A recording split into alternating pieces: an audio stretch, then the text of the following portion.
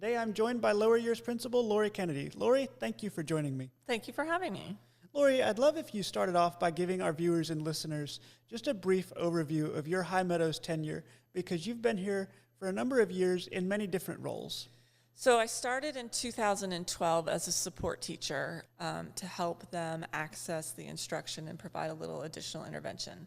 I did that for 4 years, and then I became assistant principal under the lower years principal at the time for 2 years, and this is my 9th year as the full lower years principal. What is your favorite part of your job on a daily basis, besides taking the selfie that goes in the weekly newsletter that everybody loves? I like that I work with 3 constituents. I work with the children, I work with the faculty, and I work with the families. So my day is very broad and has a lot of variety in it, and I like that I get to reach out and be a part of each one of those areas. Our youngest learners here are pre-K 3, and in pre-K 3 and 4, it's a multi-age classroom, but it's learning through play.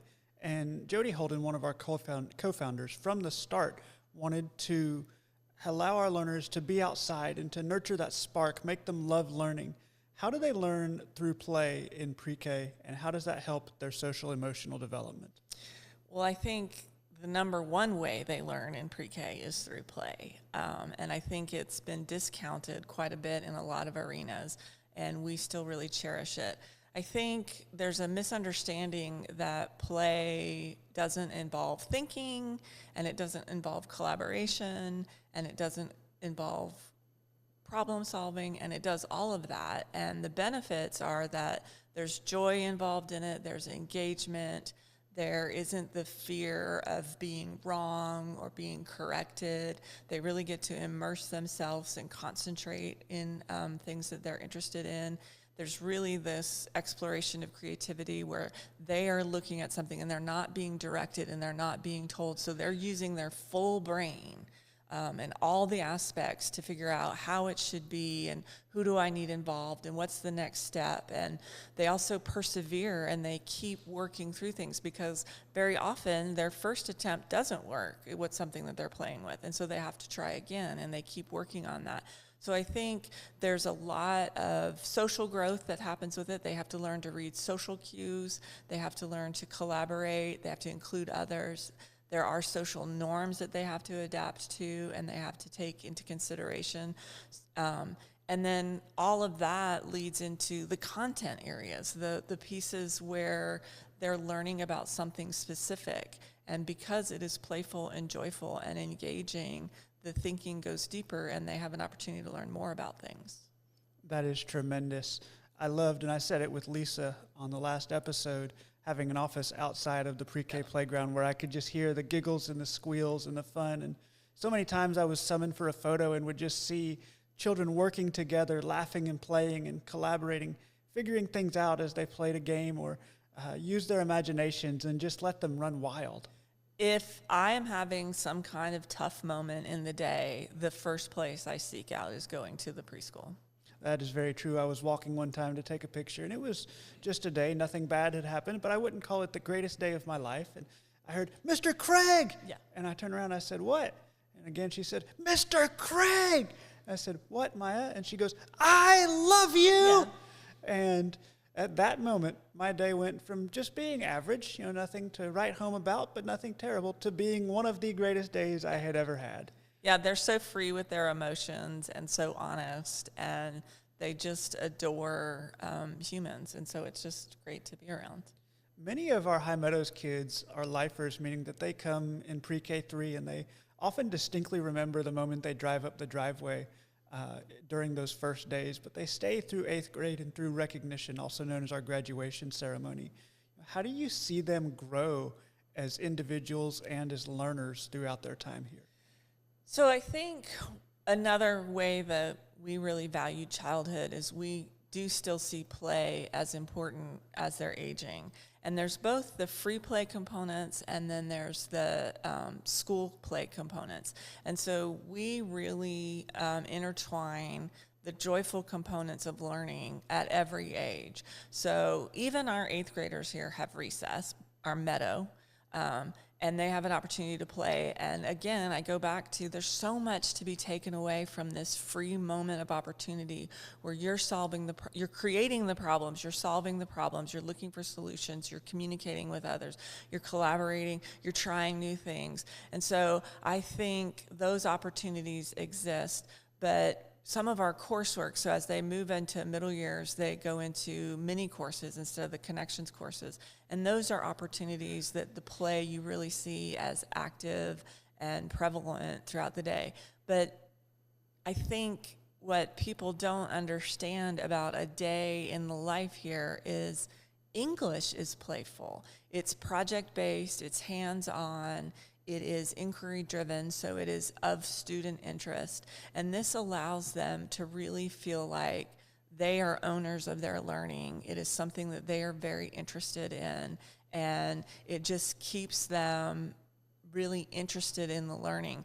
Many of our alumni come back and talk about how all of their days here allowed them the opportunity to love learning, and that they're the ones that ask the questions in their high school and their college classes.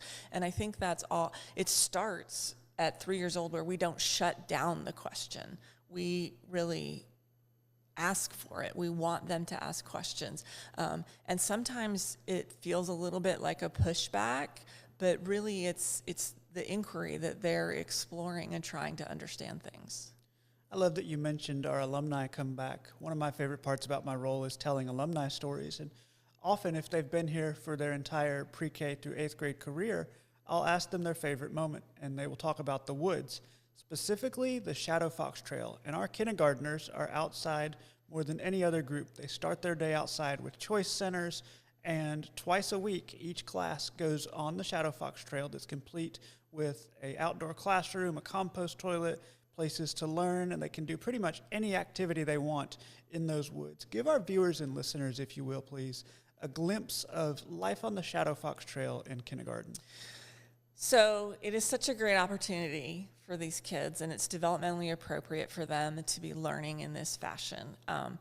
It really starts before they go out on the trail, because we really implore them to be independent, responsible individuals. So they are loading up a day pack that we have in the classroom with their lunch and with their materials that they're going to use, because all learning can take place indoors or outdoors. So when they're doing counting, they may be picking up rocks and acorns instead of using the plastic Unifix cubes that you would see in an indoor classroom.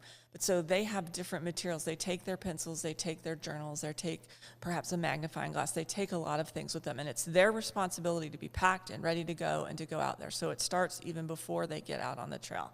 Then they go out on the trail, which is on our west part of the campus, and it's a good 15-minute hike down into where they're going. And so they begin that hike as a group, and you'll see that it becomes a line of students, and they pair off and they trio off. And each of those little groupings are exploring something different along the way. They might see a mushroom, and then they are inquiring about that and are curious, what is this? Is it safe? What does it do? Why is it growing here? Why is it on this log? What does it need to survive? Who eats it? Things like that. They might see an animal that's of interest to them. They learn about the indigenous plants that are available there. But they are learning to explore the world and take some risks. And I think people don't understand that the risk-taking that takes place in an outdoor classroom environment parlays itself to later in classrooms. So when you are taking the risk of jumping over the creek in front of all of your friends, you are prepping yourself for raising your hand in 5th grade when there's a question that you're not sure of the answer for, but yet you're willing to take that chance and give it a shot. So all of those skills are being developed. They get an opportunity to be free to make choices about what they're doing, and really to accept the boundaries that are placed around, because it's a large free area that they're walking on, but they accept the boundaries. They don't go off the trail, they stay on the trail. There's a teacher in front and a teacher in back. one placed in the middle. So they're really igniting their curiosity about the world and having an opportunity to work with others and learn more about things. I love that you mentioned the risk-taking in the woods. One of my favorite Shadow Fox Trail memories, just as an aside, is when I went down with the kindergarten class, and one of the youngest learners was down there, and she said, hey, Mr. Craig, watch me jump in the creek. And I said, okay. And she jumps in, and there's this big splash of mud. It was on kind of a muddy, rainy day. And I love that they lace up the hiking boots even on rainy days. So I watched her once, and I thought that would be it. She goes, you want to watch it again? Watch it again. Boom, she jumps in. Third time, she goes, watch again. I said, okay. And she jumps in, but she kind of lands on a rock and slides funny, and she goes, whoa. And that would scare a lot of students. But she understood the risk, and she went right back and did it a fourth time, a fifth time, and a sixth time. And I'm convinced she would have had me watching her jump in the creek for the entire time that she was in the Shadow Fox Trail and in the woods. It's just truly a lovely place for our students to be able to learn and immerse themselves in nature. Yeah, and I am terrible with directions. So literally, I still need a kindergartner to guide me as I am finding my way around there. And they all know it inside and out, and they know different routes to take. And I think their sense of the world is increased by being out there, and their ability to be aware of what's around them really increases. I didn't realize it at the time, but the first time I left the Shadow Fox Trail, I was so glad Miss Williams was there to guide me, but I probably could have just grabbed a kindergartner and been just fine. You absolutely could have. I have literally before had a kindergartner guide me. Not a bad idea. They are some of the most knowledgeable children on our campus, that's for sure. Before we talk more about academics, I wanted to talk about raising upstanders for people and planet and ethical leaders at High Meadows. So we talk a lot about developing ethical leaders, and I think it's easy to see it in our 8th graders and in our alumni and what they do. And myself as an early childhood educator, I really believe in the ability of it to exist everywhere. And I think that it's easy to think about someone who goes out and creates some organization that is really trying to help the earth as them being ethical leaders and really making a big difference. I also think of the little girl who notices someone alone on the meadow and is willing to go over and include her in playtime as really being a leader in our environment and helping someone else. I think as long as what you're doing is helping someone else or helping the world, that you are an ethical leader. So I think there's ways that our kids learn in our environment to be ethical leaders by helping others, by taking care of the environment, by learning about our animals that we have here on campus, taking care of the classroom environments, their supplies. I really think the way that we treat one another is just as much a part of being an ethical leader as some grand accomplishment. That is tremendous, and I love the story that you told about the girl seeing someone on the meadow who just needed some love and needed a friend and saying, hey, can I eat lunch with you? Will you come play with me? Yes. Because those are formidable childhood memories that they will never forget, and they will often pass along. Yes, and then they're charged to go and do it. They've learned something from somebody being a leader to them. I think we also get a really great opportunity in our multi-age classrooms to see this happen, where we have the 2 different ages, and they are placed in a leadership role intentionally, and we really provide the opportunity for them to shine and have those experiences. For those who may not understand a multi-age classroom, can you give an overview of what it entails? So we have multi-age in our preschool, in 2nd and 3rd, 4th and 5th, and 6th and 7th. And what it really involves is you have 2 ages of students, a complete mix-up. We try to balance it out as much as possible, but there are 2nd graders and 3rd graders in each classroom. And this really provides the opportunity for kids to take different roles. We have those that need to learn certain things from others. It is not always that the elder student is the leader in a situation. There are opportunities for youngers to be leaders and things too, but it really provides a bigger span of opportunity for kids to fall where they may in different experiences, whether it's academics or social emotional growth. So we intentionally create situations where someone needs to learn to be a follower and someone needs to learn to be a leader. And those experiences really help them as they we all know in the working world, we have to collaborate with others and we have to do group work, and somebody's got to take charge, and we can't have everybody in charge and things like that. So these opportunities are great initial experiences for kids to learn about that. That's tremendous. Thank you for sharing that. One of the biggest differentiators about High Meadows is the International Baccalaureate Primary Years Program for pre-K through 5th grade. What is IBPYP for individuals who are not familiar with it? So the International Baccalaureate Program originated not as a primary years program. It originated with older students, but I think it was in the 90s that the primary years program became a part of it. And it's really a framework for establishing your curriculum. And so we are able to insert content pieces, but under a structure that is similar everywhere you go. So there's transdisciplinary skills that root the units of study that we do. So there's 6 different: who we are, where we are in time and place, how we express ourselves, how the world works, sharing the planet, and I'm forgetting one. But each unit falls into one of those transdisciplinary topics, and then we explore the content through that. You will find that at any International Baccalaureate school you go to. There's also the learner profile, which are the attributes that we're trying to teach kids to access and to recognize in themselves. And that's probably my favorite part, because it really allows kids to grow in different areas. There's 10 different attributes, and they really look at themselves as communicators and as balanced individuals and as risk takers and inquirers and thinkers. And each thing that they do and each study that they are a part of, they look at themselves and think to themselves, well, I'm an inquirer here, or I was a risk taker here, or I communicated here.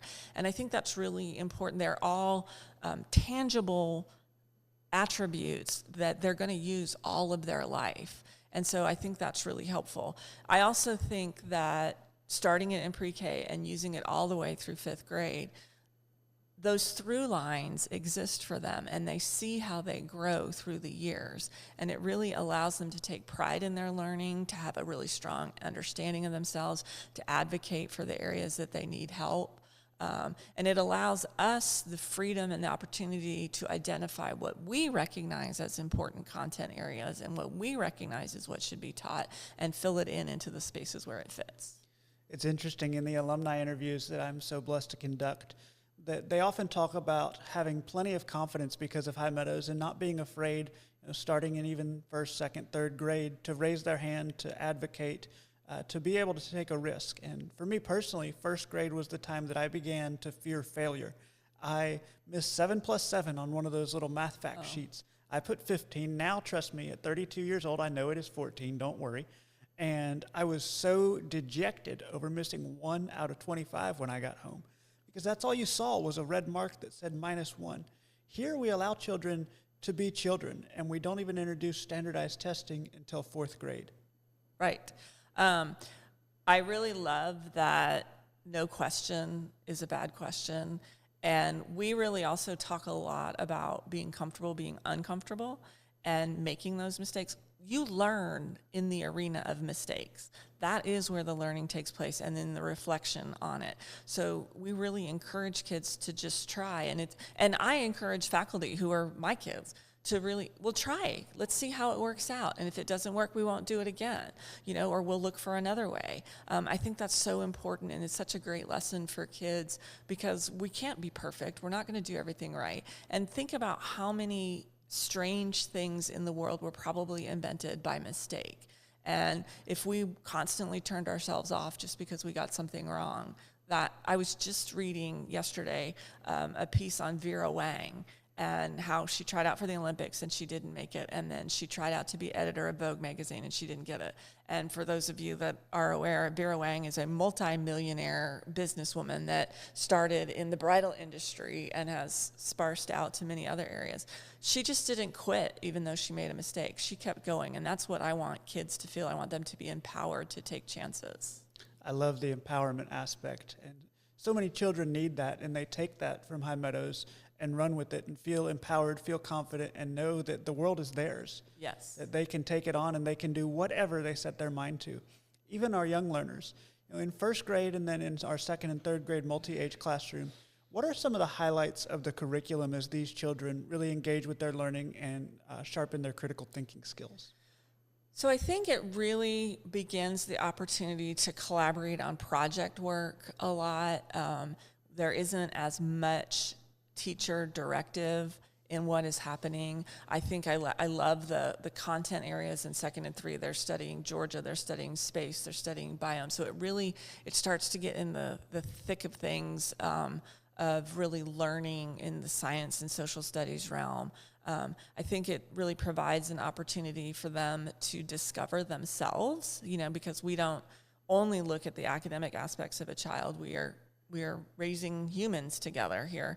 We look at the social emotional development of the child as well. And I think this is the time where they really start to see themselves as beings and as having ideas and thoughts and exploring those and trying out new things. So they begin to develop this independence and this confidence in their ability to do things. So I really think that it's a special time to break away and take some risks that are more academic oriented.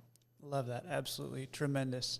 And being able to take risks at any age, not just as they get older and are comfortable with it, but learning it from such a young age and being guided by the adults, but letting the student questions guide lessons rather than being given a worksheet saying, hey, fill this out. How can I do A, B, and C, not only as good as possible, but as quick as possible? Yeah, and they really do get to discover that they get to study and inquire about what they're interested in. I think that is a special aspect of our school in that we really try to tap into each individual student's interests, and we find ways to connect it to what the unit of study is. I'm confident that if you poll students across the country in any school, that they'll say their favorite teachers were the ones who let them express their interests and study their interests. I know for sure I would. And the beautiful thing about a High Meadows education is that all of our teachers do that. Yes. The research tells you that if kids have ownership over their learning, it's going to be deeper thinking. It is going to last longer. The kids are going to be more engaged. So it's real important that we do that for them. One of the ways in fourth and fifth grade that they take ownership of their learning is through student-led conferences, which is something you just don't see. It's unheard of at that young of an age. What goes into a student-led conference, and how does it really allow them to be authentic and have that active voice and choice in their learning?